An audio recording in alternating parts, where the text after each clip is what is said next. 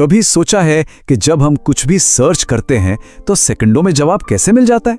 ये कोई जादू नहीं है, बल्कि एक बहुत ही पावरफुल टेक्नोलॉजी है। आज हम इसी टेक्नोलॉजी के पीछे के राज को समझने वाले हैं, मतलब सर्च इंजन असल में काम कैसे करते हैं। चलिए शुरू करते हैं। असल में सारी कहानी इसी सवाल से शुरू होती है। इंटरनेट पर सोचिए लगभग 200 अरब वेबसाइट्स हैं और हर दिन लाखों नई बनती जा रही हैं। अब इतने बड़े भंडार में से अपनी जरूरत की एक छोटी सी चीज खोजना, ये तो वैसा ही है जैसे घास के ढेर में सुई खोजना। इंटरनेट को एक बहुत बड़ी लाइब्रेरी की तरह समझिए, लेकिन ये कोई नॉर्मल लाइब्रेरी नहीं है। ये एक ऐसी लाइब्रेरी है जहां किताबें बिना किसी तरतीब के अलमारियों पर, जमीन पर, मतलब हर जगह बिखरी पड़ी हैं। और सबसे बड़ी बात, इसका कोई कैटलॉग या कोई लिस्ट भी नहीं है। अब बताइए कोई अपनी किताब कैसे ढूंढेगा? बिल्कुल, इंटरनेट पर सारी जानकारी दुनिया भर के अलग अलग सर्वरों पर फैली हुई है। अब हर एक वेबसाइट का नाम या उसका पता याद रखना तो नामुमकिन है, और यहीं पर सर्च इंजन हमारे काम आते हैं।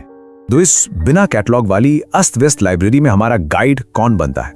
हमारा गाइड है सर्च इंजन, जो हमें सीधे उसी किताब तक ले जाता है जिसे हम ढूंढ रहे हैं। आसान भाषा में कहें तो सर्च इंजन एक बहुत ही काबिल लाइब्रेरियन की तरह है। एक ऐसा ऑटोमेटिक लाइब्रेरियन जो हमारी जरूरत की किताब को पलक झपकते ही ढूंढकर हमारे सामने रख देता है।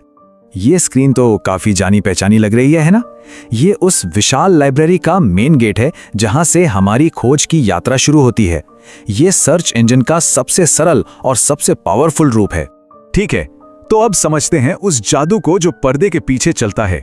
आखिर वो क्या है जो हमारी खोज को इतना तेज और इतना सटीक बनाता है? अब देखिए, इस पूरी प्रक्रिया में जो सबसे दिलचस्प बात है वो ये है कि असली काम हमारे सर्च करने से पहले ही हो चुका होता है। चलिए इसे एक एक करके समझते हैं। पहला स्टेप है क्रॉलिंग। सर्च इंजन के कुछ खास प्रोग्राम होते हैं जिन्हें स्पाइडर्स कहते हैं। ये लगातार पूरे इंटरनेट पर घूमते रहते हैं और नए नए पेज ढूंढते हैं। दूसरा स्टेप है इंडेक्सिंग। जब स्पाइडर को कोई पेज मिलता है तो वो उसकी सारी जानकारी को एक बहुत बड़ी डिजिटल किताब, जिसे इंडेक्स कहते हैं, उसमें दर्ज कर लेता है। अब जब हम कुछ सर्च करते हैं तो सर्च इंजन हमारे शब्दों का मिलान उस पहले से तैयार इंडेक्स से करता है और फिर एक बहुत ही कॉम्प्लेक्स एल्गोरिथम का इस्तेमाल करके ये तय करता है कि कौन सा नतीजा सबसे ज्यादा काम का है और उसे सबसे ऊपर दिखाता है। यही वजह है कि हमें सेकंडों में जवाब मिल जाता है। तो ये सारी जानकारी इकट्ठा कौन करता है? ये काम करते हैं खास प्रोग्राम जिन्हें स्पाइडर्स, रोबोट्स या क्रॉलर्स कहा जाता है। जैसे एक मकड़ी लिंक से लिंक पर जाकर अपना जाल बुनती है, ठीक वैसे ही ये प्रोग्राम इंटरनेट पर एक वेबसाइट से दूसरी वेबसाइट पर जाकर जानकारी इकट्ठा करते रहते हैं और इंडेक्स को हमेशा अपडेट रखते हैं। यहाँ ये समझना भी जरूरी है कि सर्च टूल भी दो तरह के होते हैं। एक होते हैं प्योर सर्च इंजन, जैसे कि गूगल, जो पूरे इंटरनेट की लाइब्रेरी को खंगालते हैं। वहीं दूसरे होते हैं वेब डायरेक्टरी या कैटलॉग, जैसे किसी यूनिवर्सिटी की वेबसाइट का सर्च बार, वो सिर्फ उसी एक वेबसाइट की किताबों के बीच जानकारी खोजता है। वैसे तो गूगल सबसे लोकप्रिय है, लेकिन इसके अलावा भी बहुत सारे सर्च इंजन मौजूद हैं। बिंग माइक्रोसॉफ्ट का है और डकडकगो जैसे कुछ इंजन प्राइवेसी पर ज्यादा ध्यान देते हैं, मतलब वो हमारी सर्च हिस्ट्री को ट्रैक नहीं करते। चलिए अब कुछ ऐसी तकनीकें सीखते हैं जिनसे हम अपनी सर्च को और भी बेहतर और सटीक बना सकते हैं, एक प्रो की तरह। बूलियन सर्चिंग बहुत काम की चीज है। इसमें हम एंड और नॉट जैसे शब्दों का इस्तेमाल करके अपनी खोज को कंट्रोल कर सकते हैं। जैसे हॉलीवुड एंड बॉलीवुड सर्च करने पर सिर्फ वही परिणाम आएंगे जिनमें ये दोनों शब्द मौजूद हों। अच्छा, अगर किसी शब्द के अलग अलग रूप खोजने हों तो वाइल्ड कार्ड कैरेक्टर यानी स्टार का इस्तेमाल करें।